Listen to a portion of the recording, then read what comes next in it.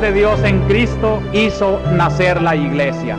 Esto es la iglesia, ustedes y yo. La iglesia, dice, es el sacramento, es decir, signo e instrumento de la íntima unión de los hombres con Dios y de los hombres entre sí. Y ejemplo de fe admirable, que Dios acoja tu muerte y la ofrenda de tu sangre. Llena el pecho herido, cielo de la luz que mandé, en el altar donde fuiste sacrificio y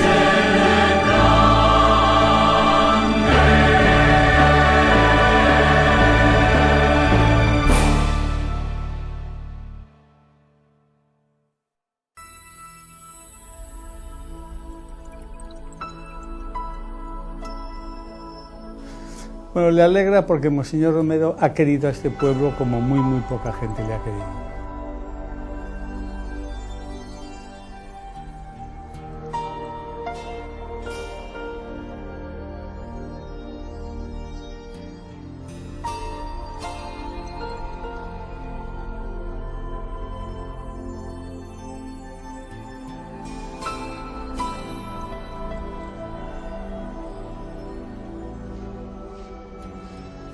Monseñor Romero, nosotros estábamos convencidos que murió por odio a la fe.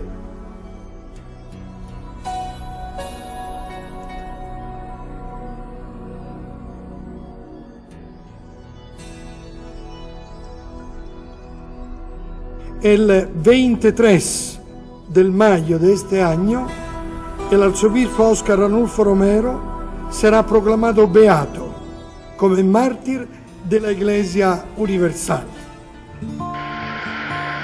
Yo quisiera hacer un llamamiento de manera especial a los hombres del ejército y en concreto a las bases de la Guardia Nacional, de la policía, de los cuarteles.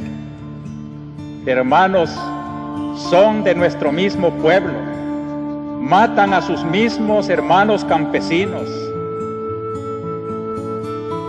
y ante una orden de matar que dé un hombre, debe de prevalecer la ley de Dios que dice no matar.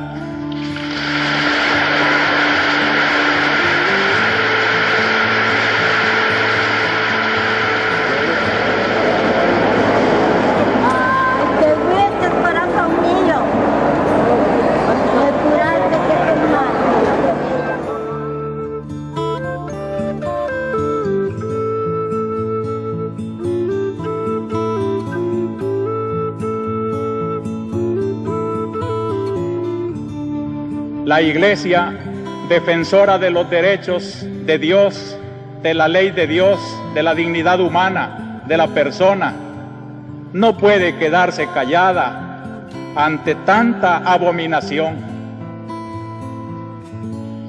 Queremos que el gobierno tome en serio que de nada sirven las reformas si van teñidas con tanta sangre.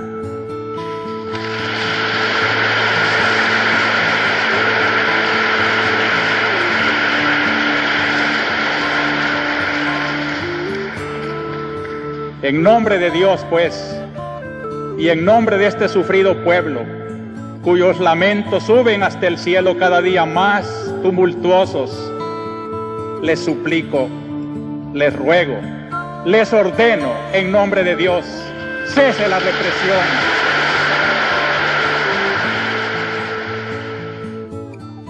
Óscar Arnulfo Romero fue asesinado el 24 de marzo de 1980. Mientras oficiaba una misa en el Hospital La Divina Providencia de San Salvador. 9 años después, en 1989, la Iglesia Católica Salvadoreña inició la recopilación de sus escritos, homilías y diarios personales.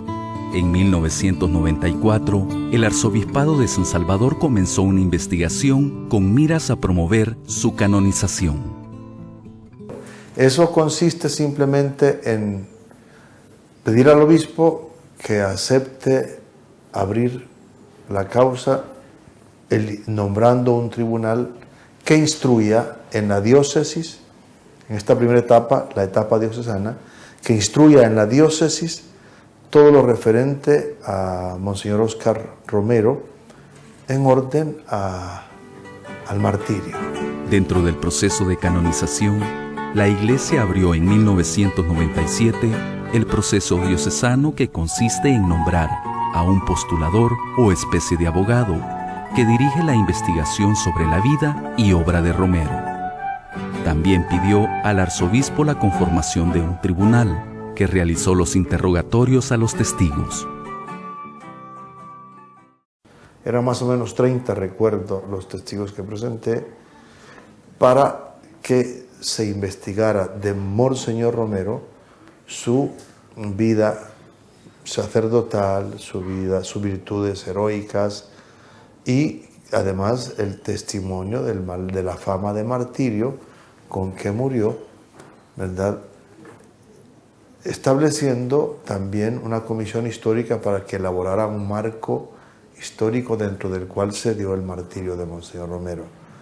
Y termina cuando se han ya interrogado todos los testigos, se hace un decreto de no culto, ¿verdad?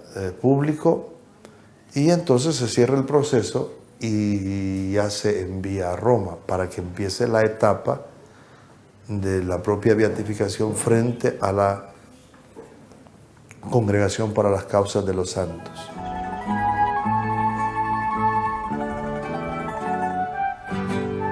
Tras completar la investigación, el postulador de la causa de Romero envió toda la información al Vaticano. Ahí comenzó una nueva etapa. Con satisfacción supimos que todo estaba completo. Entonces empezó la causa en Roma muy ágil hasta el año 2000. En el jubileo del 2000 el Papa Juan Pablo II incluyó a Monseñor Romero dentro de los testigos de la fe del siglo XX. En ese momento, después del evento en el Coliseo Romano, la causa fue llevada a la Sagrada Congregación para la Doctrina de la Fe. En el nombre del Padre, y del Hijo, y del Espíritu Santo. La paz sea con vosotros. Yo quiero unirme a esta oración. Esto hace la Iglesia. En medio de todas las complicaciones políticas, ella no hace política. Ella se acerca a la política para defender al hombre en su trascendencia y para decirle a todos los regímenes, sean totalitarios o democráticos, sean comunistas, socialistas o cualquier signo histórico, la Iglesia no profesa ningún sistema, porque a todos los sistemas les tiene que decir, lo importante es el hombre y su trascendencia, y hay que respetar esa trascendencia, esa unión del hombre con Dios, la cual hay que respetar bajo cualquier sistema de política. Estaba en las causas de los santos, pero la doctrina de la fe lo pide para revisar la ortodoxia y la ortopraxis de Monseñor Romero. Y en eso en ese estudio transcurrieron 5 años. En el 2005, entonces, ellos expresaron que Monseñor Romero era un obispo católico, que su doctrina era ortodoxa y que su ortopraxis era ortodoxa también, que todo estaba bien. Pero permaneció desde 2005, desde el 2005 entonces permaneció el proceso en la Sagrada Congregación para la Doctrina de la Fe.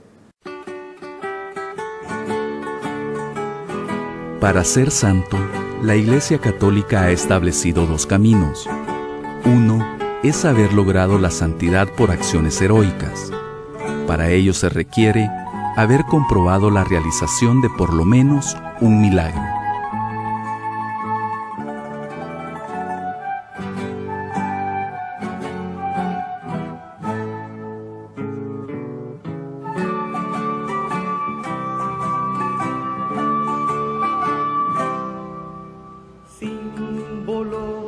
Eso significa de que un cristiano ha vivido de tal manera su relación con Dios que ha sido una vida heroica de santidad, de renuncia, de sacrificio, de amor a Dios, de amor al prójimo, de entrega generosa. Pase adelante, hermano. ¿Qué tal? El otro camino es el martirio. Esta es la vía que se siguió en el caso de Monseñor Óscar Arnulfo Romero. Cuando un fiel cristiano es asesinado por un tirano en odio a la fe o a otra virtud, ¿verdad?, de la fe, relacionada con la fe. Monseñor Romero, nosotros estábamos convencidos que murió por odio a la fe, y por eso propusimos la causa por la vía del martirio, porque fue asesinado.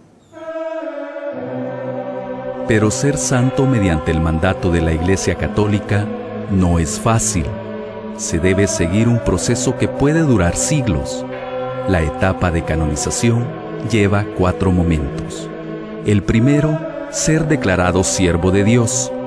El segundo, venerable. El tercero, beato. Y el cuarto, santo. El 23 del mayo de este año, el arzobispo Óscar Arnulfo Romero será proclamado beato como mártir de la Iglesia Universal. La celebración tendrá lugar en El Salvador y será precedida por el cardenal Ángelo Amato.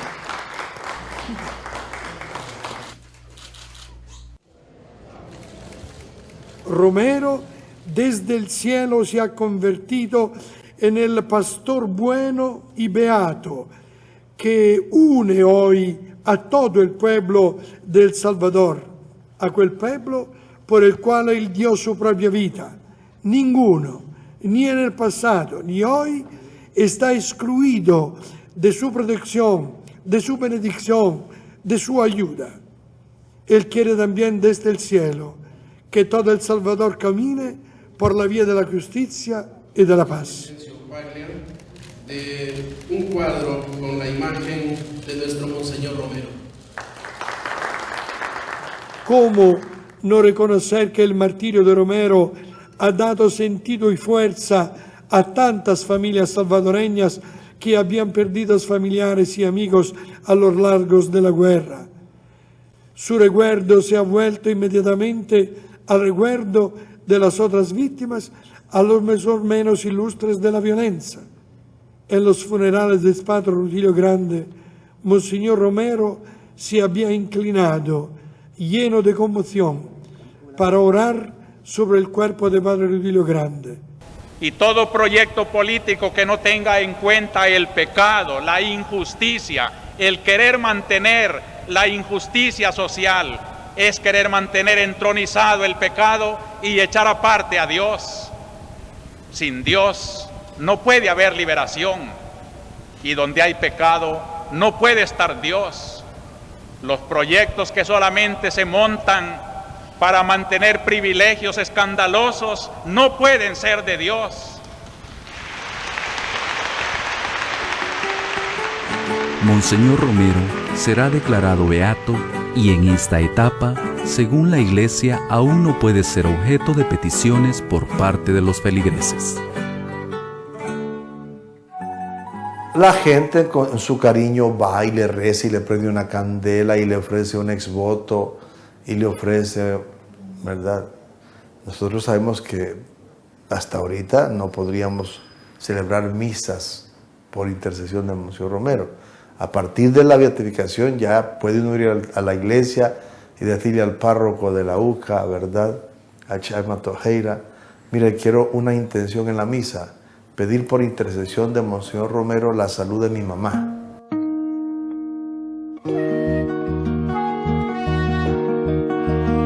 Monseñor,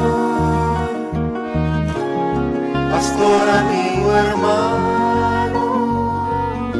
compañero que encendiste hogueras en los montes y los campos. Monseñor, la presencia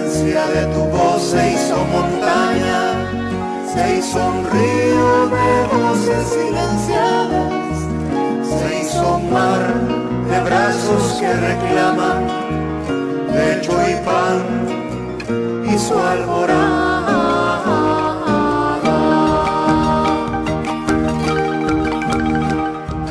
Oscar, compañero, hijo del pueblo y pastor, con tu sangre has abonado. Monseñor Romero ha querido a este pueblo como muy poca gente le ha querido, sinceramente, ¿verdad?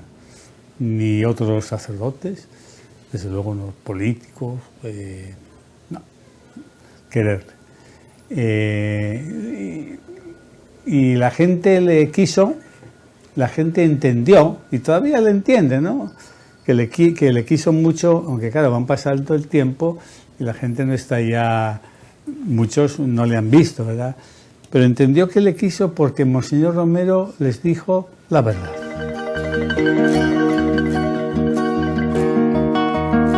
Monseñor,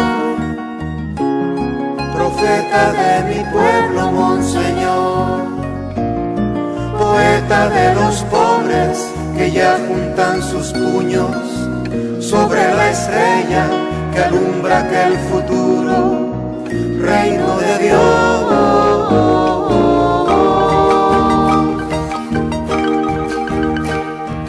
Oscar, compañero, siempre. Monseñor Romero defendía al pueblo en contra de los poderosos.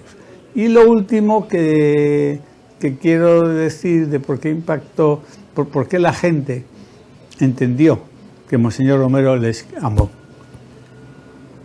Porque por eso lo mataron, ¿eh? Y Monseñor Romero sabía que lo podían matar y a medida que se acercaba el tiempo era consciente de que lo podían matar. Y Monseñor Romero hasta el final se mantuvo sin moverse un milímetro de la dirección que había tomado de decir la verdad, de defender a los pobres y a las víctimas y de entregarse a lo que viniese, que fue el asesinato, ¿verdad? Con tu sangre has abonado el camino de la liberación. Monseñor Romero fue un personaje que se enfrentó al gobierno, a los políticos, al poder económico, militar y con una parte de la misma iglesia. Mi pueblo, Monseñor, poeta de los pobres que ya juntan sus puños. En 1996, el Papa Juan Pablo II vino a El Salvador por segunda vez y invitó a almorzar a los obispos del país, eso era normal, y les preguntó el Papa, ¿verdad?, a los obispos presentes qué pensaban de Monseñor Romero, cómo sería, qué pensaban sobre su posible canonización. Y Monseñor, lo digo así porque así fue, ¿verdad?, y con respeto a los muertos, ¿verdad? Monseñor Marco René Rebelo dijo: Monseñor Romero ha sido responsable de 70.000 muertos, ¿verdad? ¿Por qué lo digo? La cara que acabas de poner, ¿verdad? Estas cosas no se dicen o no se saben. Esto está escrito, está dicho por Ricardo Urioste, no por mí, por Ricardo Urioste. Bueno, entonces, Monseñor Romero defendía al pueblo en contra de los poderosos.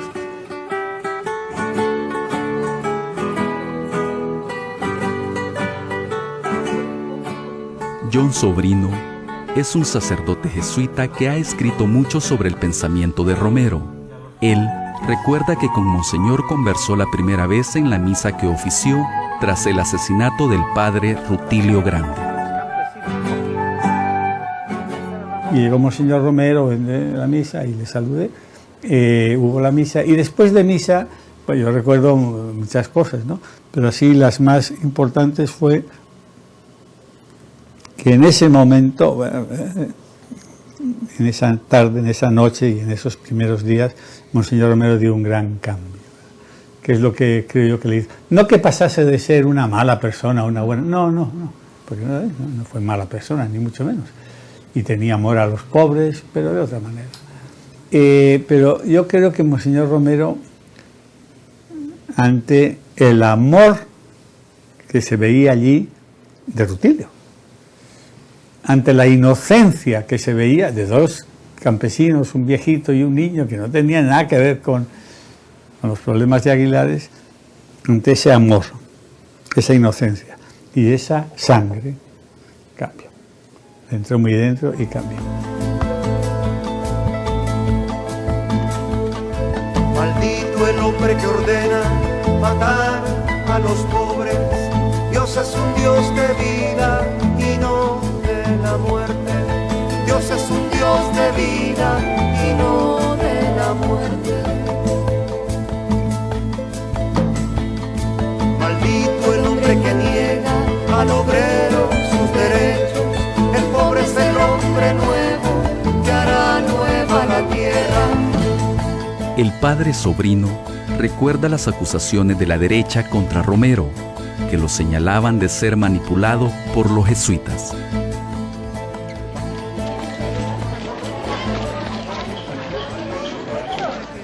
La sangre tan dolorosamente derramada de este querido hermano, el padre Rutilio. Pero lo que yo quiero decir que fue al revés. Es cierto que al principio nosotros nos pusimos a su servicio, todos, desde Ellacuría hasta el último, digamos, ¿no? Pero poco a poco fuimos viendo que él es el que, bueno, tenía ese don, ¿verdad? Esa gracia de Dios de guiar al país, de guiar a la Iglesia, de guiarnos a nosotros.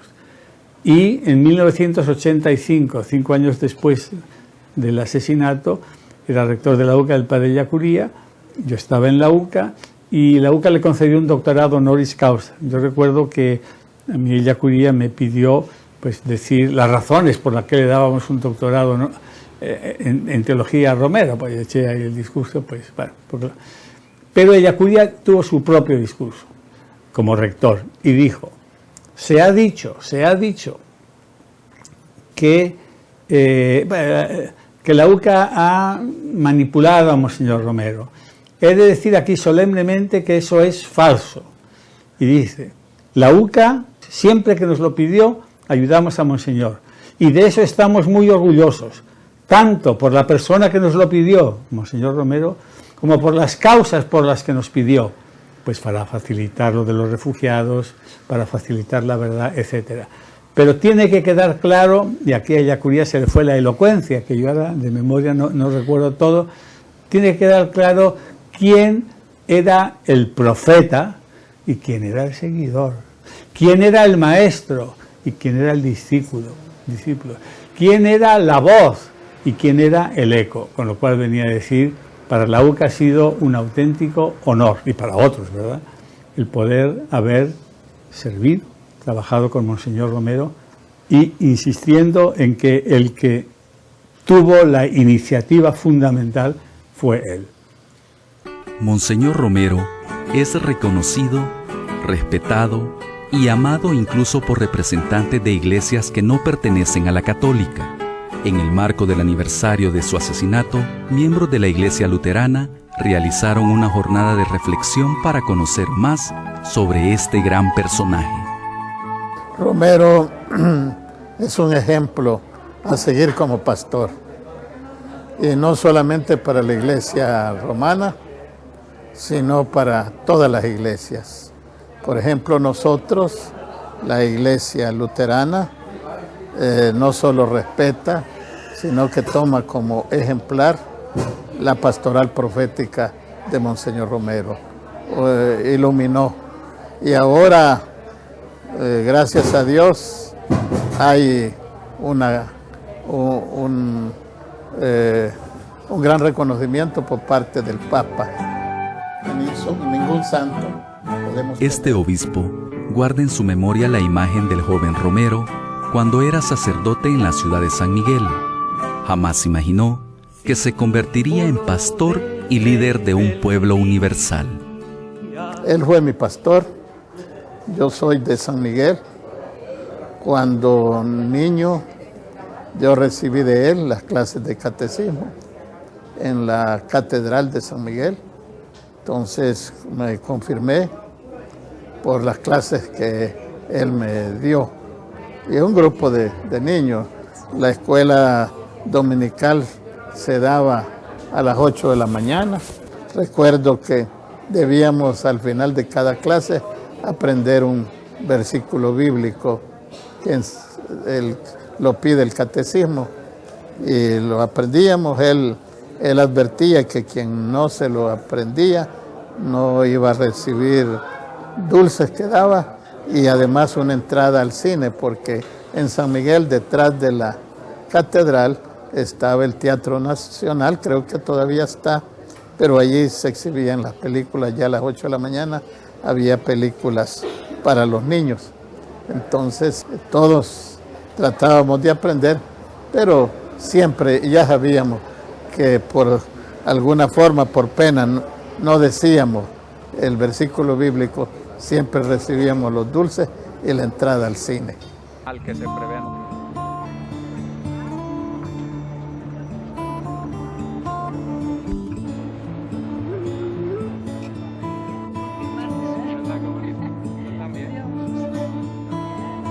Entonces él viene a reivindicar la justicia para todos los hombres y mujeres que han sufrido y han entregado su vida a causa del Evangelio.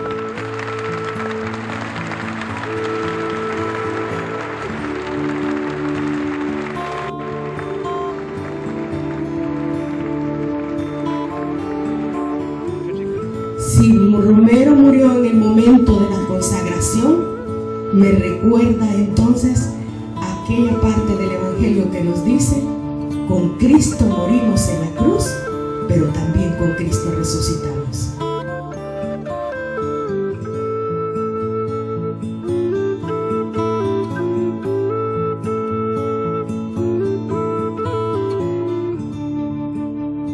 Yo creo que a Monseñor Romero se le puede definir como el Padre de la Misericordia. Un hombre que sabe acoger, que sabe orientar, que sabe indicar el camino de la vida. Eso. Pudo haber hecho denuncias muy duras, pudo haber hecho denuncias dolorosas quizás para muchos salvadoreños, pero por encima de todo, Monseñor Romero fue un padre misericordioso que buscó sanar a esta sociedad salvadoreña. Cuando la Iglesia predica la defensa de los derechos humanos, no se sitúa en una perspectiva política. Las conveniencias políticas que hoy defienden los derechos humanos, mañana pueden cambiar porque la política cambia.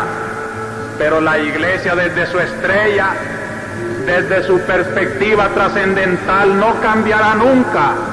Y aunque la dejen sola, ella sabe que está con Dios y que la trascendencia de Dios la ilumina, como iluminaba la claridad de Dios a Jerusalén para anunciar a todos: se acerca la gran liberación, levántate, brilla Jerusalén, porque llega tu luz.